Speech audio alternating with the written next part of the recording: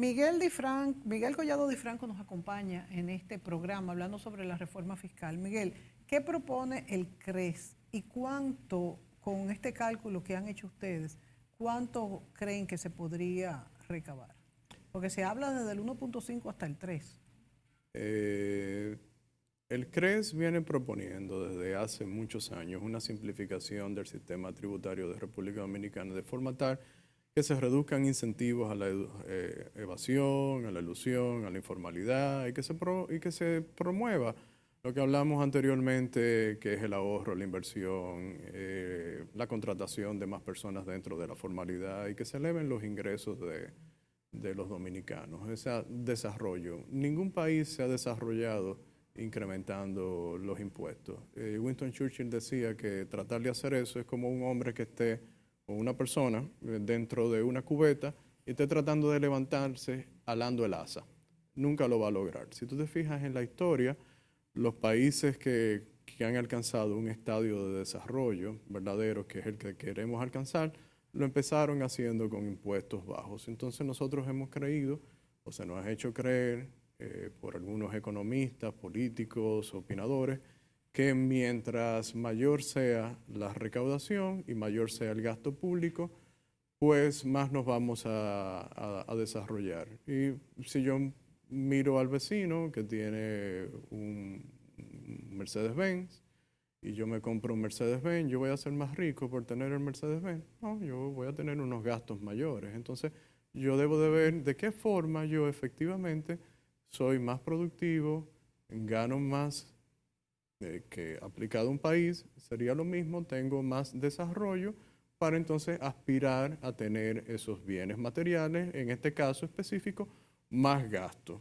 Entonces, tú me preguntas, ¿qué propone el CRES? El CRES propone, podríamos pasarlo mucho tiempo porque es una transformación que empieza con el impuesto sobre la renta, tanto a personas físicas como a corporaciones, bajarlo a un nivel similar a la tasa efectiva de tributación que actualmente anda entre 16 y 18%. Entonces, tú haces una reducción, como se hizo aquí en el 92, que se bajó al 25% del 46%. Wow. No tendría que ser tan drástico, tú lo bajas del 27 al 28 y te vas a poner a hacer, sería la economía más competitiva en términos tributarios de todo el continente y una de las más competitivas del mundo. Y tú vas a traer inversión extranjera directa que no va a venir aquí por exenciones. Entonces, esa sería una forma, con esa transformación, solamente he mencionado un elemento, pero hay muchos más, y tú no necesitarías atraer por medio de exenciones. Entonces, está la parte del ITEVIS, de ampliar bases, pero a una tasa razonable, una tasa del 10%, eliminar. La gente no sabe que en un país donde sufrimos de calor, nos vivimos quejando, un aire acondicionado No es un lujo. ¿Es un lujo? Es un lujo aquí, pero no debería de Pero ser. no debería de serlo. ¿Es de sobrevivencia? Y además de pagar arancel, de pagar un 18% de ITEVI, tiene un 20% de impuestos selectivos. Entonces, los hoteles con razón se quejan de que si van a equipar una habitación de un hotel, empezando por ahí, siguiendo por el televisor y todo lo que implica, tiene que pagar una serie de selectivos. Pero eso lo pagan los hogares, eso lo paga cualquier dominicano. Entonces, obviamente siempre que lo compre dentro de la formalidad, dentro de la legalidad.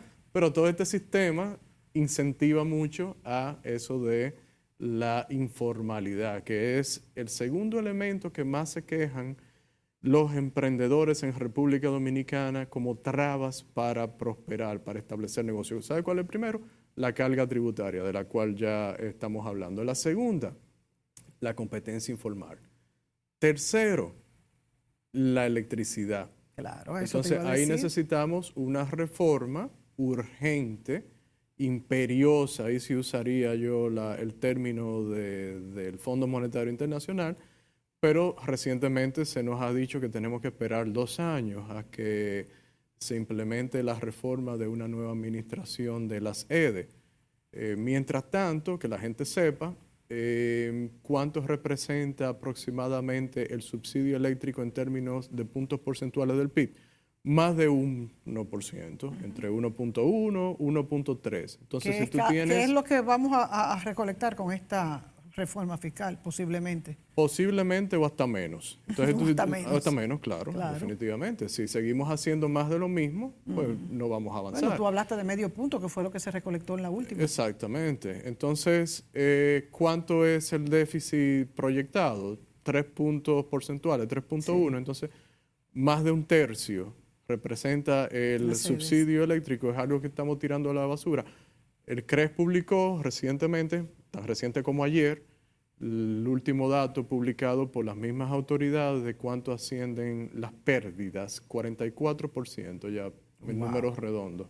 Eso es cuando tú sumas el 38, más del 38% que no se factura, más casi el 6%, 5.8% que no logras cobrar de lo que se factura. Entonces, es urgente. En cuanto a la reforma eléctrica, tú has hablado pues de las pérdidas que son cuantiosas, de lo que no se factura, pero también se ha hablado de una nueva tarifa para el sector eléctrico. De hecho, ya la estamos sufriendo todos porque como hace como año y medio, 2 años, la luz subió estrepitosamente. Tú que has tocado el punto de que, por ejemplo, prender un aire acondicionado no es un lujo en nuestro país, sino una necesidad. ¿Aguantaría un aumento en la tarifa eléctrica en la ciudadanía? Si tú haces las reformas, vamos, esto es un conjunto de reformas. Obviamente, si tú vas a penalizar a los hogares con más impuestos, pero también le vas a subir la tarifa eléctrica, no estás creando condiciones para que se incrementen los ingresos. Pues ya hablamos del tema laboral, por ejemplo, y los otros que mencionaba en el segmento anterior. Bueno, pues entonces, ¿qué vas a lograr? Ahora, sí, tú puedes subir, es una serie de transformaciones en conjunto. Ahora, sí tú podrías sincerizar la tarifa, porque en algunas partes del país, donde hay generadores y distribuidores privados, pues el kilovatio es más caro y la gente lo paga. Y la gente paga también su servicio telefónico, de internet, etc. El dominicano no es que sea mala paga. Ahora, entonces tú tienes que hacer, lo pongo todo en contexto, no tenemos que estar penalizando a todo el mundo, pero en particular eso se puede hacer, se podría lograr, pero tú tienes que hacer más eficiente la sede, porque ¿qué pasó después que se aumentó la tarifa, que luego se paró? Se paró, pero aumentó el doble. Pero aumentó. La mía aumentó más del doble, por ejemplo, para hacer un ejemplo. Bueno, el punto está en que tú no lograste eficiencias en las redes, entonces por eso las pérdidas se han incrementado. Y es un elemento real. Pero si se logra eficiencia con las pérdidas y se logra que los que no paguen como quiera, ¿tú crees que habría que subir la tarifa eléctrica para sincerizarse? Debería subirse para sincerizarla. Sí. Ahora, de nuevo, nosotros no vemos esto aislado. Es un conjunto de reformas. Hablamos de la tributaria, de la naturaleza que tendría la tributaria, de la naturaleza que tendría la laboral, vamos a hablar de seguir desperdiciando de la forma como lo estamos haciendo el 4% en educación. ¿Tú estás de acuerdo vamos a ponerle un freno a ese desperdicio. ¿Tú estás de acuerdo para aprovechar el presupuesto de educación en fundir varios ministerios? Totalmente de acuerdo. Educación superior, se ha hablado incluso de cultura. Totalmente de acuerdo. Eso, las mismas autoridades lo han dicho y la prensa lo reseñó. El lunes, esta semana, estábamos esperando que eso sucediera en la semanal. Pero, por supuesto, tú necesitas un ministerio de turismo y uno de agricultura, o sea, son industrias. Sí. Tú puedes fusionarlo en un ministerio de economía.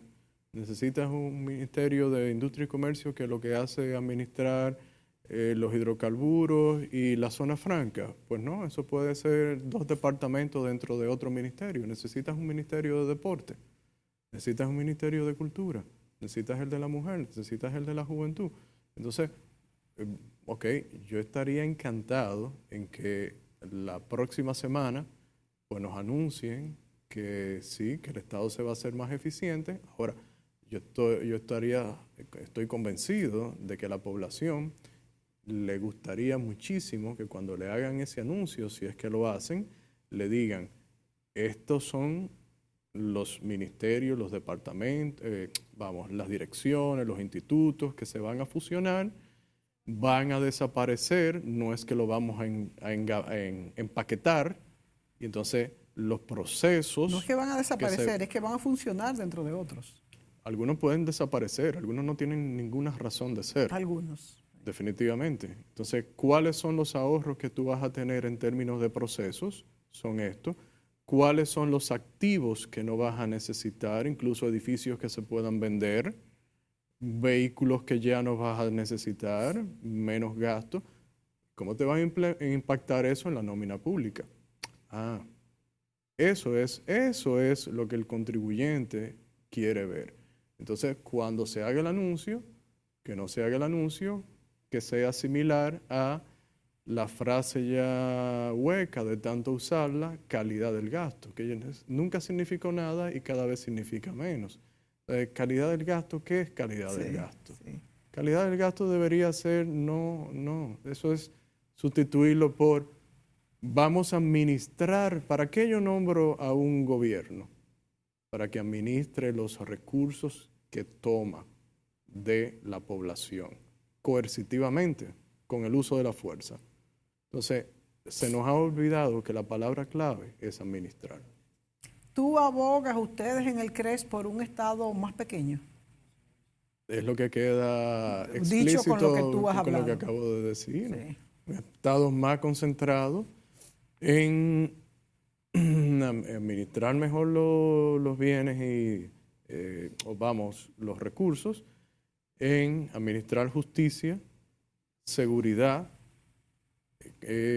asumir aquellos servicios, infraestructuras que en el corto plazo no lo puedan hacer los privados, pero con la mentalidad de que efectivamente sea la sociedad civil la que se haga responsable de los mismos. La ley de la que creó el sistema eléctrico que tenemos ahora en República Dominicana es muy similar a la de Guatemala. En Guatemala funciona bastante bien y lo que tiene es un Estado regulador que controla. Aquí no. Aquí se alteró eso y lo que tenemos es un Estado que genera electricidad, que la distribuye, que la transmite, y en última instancia ya al final la distribuye y no es capaz de cobrarla o no tiene interés en cobrarla. ¿Cómo funciona el de Venezuela? Guatemala. Perdón, el de, claro. Guatemala, ¿El de Guatemala? no, lo que quiero decir es que si tú ves las dos leyes, vas a notar que es muy parecido, pero la función principal en Guatemala del Estado, en este caso, es la de supervisión, es la de regulación. Y a eso es que deberíamos entonces movernos. Descargar al Estado, que no es más que al contribuyente, que es el que está pagando todo esto, y entonces darle unas funciones más propias con su naturaleza. Hablando específicamente del sistema eléctrico, pero eso se puede extrapolar a otros sectores. Entonces, obviamente el dominicano sería promedio, sería más próspero con un Estado más pequeño. La ciudadanía tiene miedo, Miguel, a que esto se traduzca en alzas de precios porque se supone que el Estado nos defiende y tiene esos servicios básicos a precios más accesibles para todos. Claro, si lo hace a través de subsidios, no tiene mucho sentido porque son pasivos que nos quedan deudas, pero hay miedo con esto. Miedo... de que suban los precios. Pero vamos, la tarifa eléctrica en términos reales nos está costando por lo menos 1.400, 1.500 millones de dólares más. Todos los años. Todos los años. Sí. Entonces, vamos a la estación de combustible y no pagamos la gasolina al precio que deberíamos pagarlo, pero estamos pagándolo en impuestos. Entonces, ¿cuál es el miedo? O sea que al final lo pagamos como quiera. Lo pagamos como quiera. Lo pagamos como quiera. Entonces lo que hay que hacer es transparentar. 2 minutos, Miguel. ¿Qué crees que va a pasar en esto que queda del año?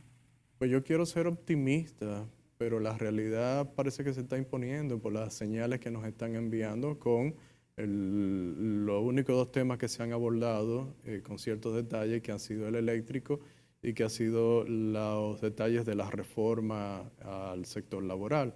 Entonces yo quisiera pensar que nos quedan 2 o 3 semanales antes de que se presente el presupuesto, o sea, la semanal como tal, que es donde parece que es el escenario donde se van a seguir presentando las reformas, que nos sorprendan con unas reformas positivas y que la valoremos en términos de, primero, de que tengamos una verdadera transformación en República Dominicana y de que la gente sienta que se están procurando tener ahorros para administrar mejor sus recursos. Que generemos ahorros para poder ser propositivos en nuevas empresas de desarrollo y que el trabajador pueda tener mejor calidad de vida. Gracias, Miguel. Por supuesto. Vamos a analizar este tema ya, no sé si ya en diciembre, a ver cuáles son los puntos que hemos alcanzado y qué se propone para el año 2025, que ya está aquí.